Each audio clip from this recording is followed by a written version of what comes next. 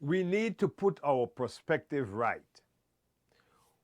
We talk about asset, and many people say the money, the home, the car, the job. You know, all of those things, we have to spend money to get them. We have to buy our education, pay for it.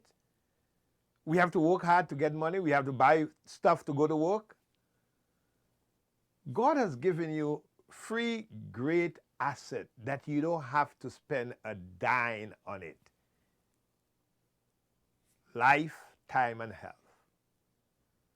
And we disregard them because we don't have to pay for them. Somehow we tend to put more emphasis on the things that we have to pay for. Your home can be replaced. Your money can be replaced. Your job can be replaced. Your education can be replaced. But your health cannot be replaced. When you do not have good health, money cannot buy it. I want to encourage you to spend some time now and think about your greatest asset and make up your mind to set the goals